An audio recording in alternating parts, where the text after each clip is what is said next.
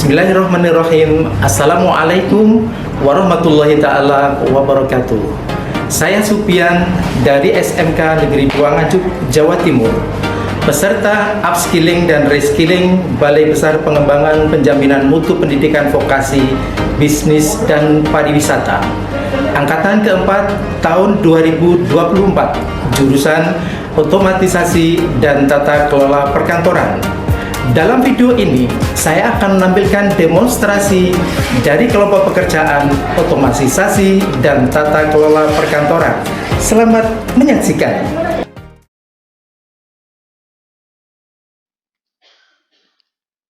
Pada video kali ini, kita akan mendemonstrasikan pengelolaan arsip manual maupun digital. Dan ini kita mulai dulu dari proses pengiriman email. Kita klik compose, kemudian akan muncul dialog seperti ini. Kemudian kita ketikkan nama yang dituju, misalnya pennysuardiputro@gmail.com. Kemudian dikasih subjeknya, penawaran kerjasama. Kemudian isikan untuk emailnya. Ditutup dengan salam dan nama pimpinan. Setelah itu dititipkan atau disematkan file dari surat yang dimaksud. Kita klik surat penawaran kerjasama. Kita klik di sini, titipkan sampai warna biru. Nah, kalau sudah begini berarti lampiran sudah siap untuk dikirimkan. Kemudian kita klik send. Setelah itu kita tunggu beberapa saat, kita bisa cek untuk suratnya apakah sudah terkirim. Nah, sudah terkirim kepada Penny Suardi. Ini alamatnya dan ini adalah lampirannya. Ya, ini adalah pengiriman surat melalui email.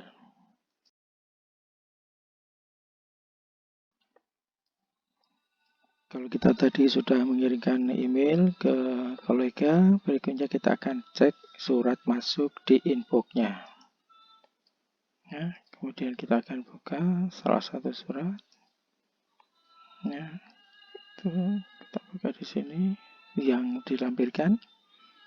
Kemudian kita bisa mulai proses mendownload atau juga langsung ke cetak. Klik print. Akan terjadi proses pembacaan dan beberapa saat berikutnya nanti kita cetak di sini. Ya. Klik print. Ini lebih memudahkan langsung cetak sehingga tidak memenuhi memori. Jadi karena memorinya akan tetap tersimpan di email. Kalau kita unduh, otomatis dia akan memenuhi ruang memori yang ada di hard disk atau di data komputer kita.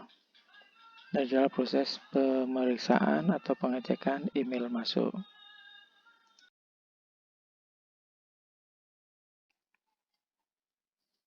Setelah surat ini kita cetak, kemudian kita proses ke dalam buku agenda surat masuk.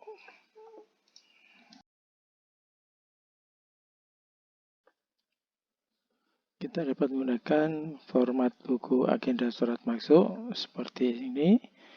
Diisi dengan kolom nomor, tanggal, nomor surat, tanggal surat, dari atau asal surat, kemudian perihal, diteruskan kepada, dan kode arsip surat. Nah, bisa diisikan sesuai yang tertera di dalam surat masuk. Mulai dari tanggal surat dibuat, diterima, nomor surat, perusahaan, dan seterusnya.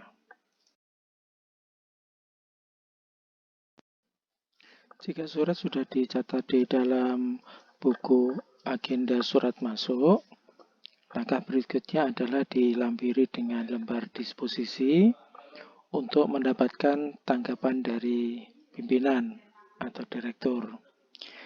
Lembar disposisi formatnya judul lembar disposisi, kemudian di bawahnya ada tabel, memuat keterangan surat, penting, sangat penting, rahasia, atau biasa. Kemudian ada surat dari, asal surat dari mana, nomornya, tanggal suratnya. Kemudian tanggal diterima, nomor agenda, perihal, memuat, isi ringkas dari surat tersebut. Kemudian diteruskan kepada bagian apa, ya, bisa dicek di sebelah sini. Dan isi disposisi adalah instruksi yang diberikan oleh pimpinan atau direktur untuk dilakukan di bagian pengolah atau sekretaris. Nah, di catatan bisa dipilihkan checklist, tanggapan, saran, proses lebih lanjut, koordinasi, atau konfirmasikan dengan pihak yang terkait. Ini adalah pengisian lembar disposisi.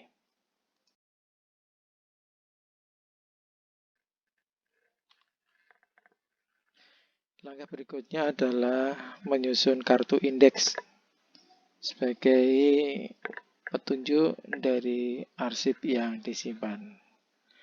Kartu indeks terdiri dari judul, kemudian judul surat, nomor surat, tanggal surat, kode surat. Dan ini adalah indeksnya.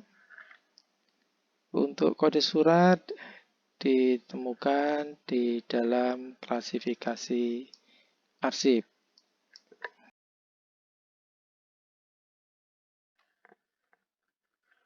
Daftar klasifikasi arsip disusun sebagai berikut.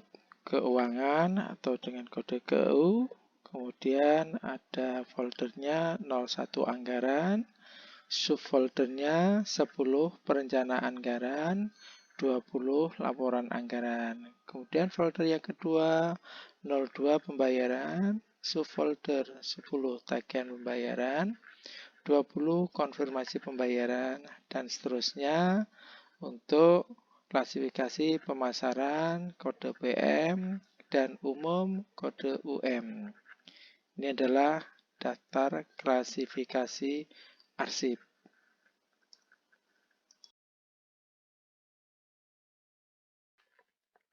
Dan selanjutnya adalah membuat atau menuliskan daftar arsip dengan tabel sebagai berikut.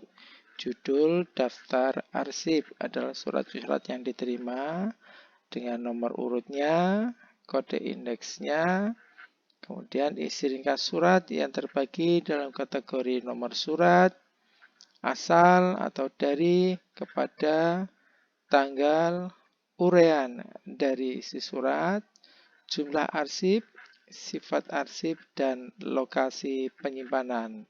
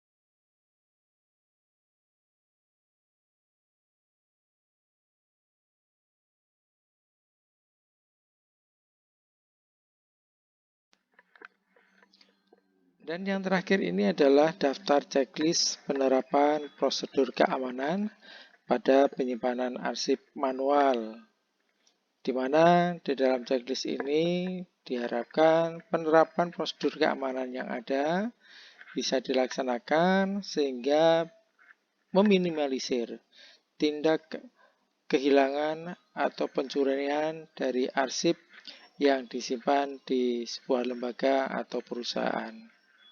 Berikut adalah prosedur keamanan pada penyimpanan arsip digital.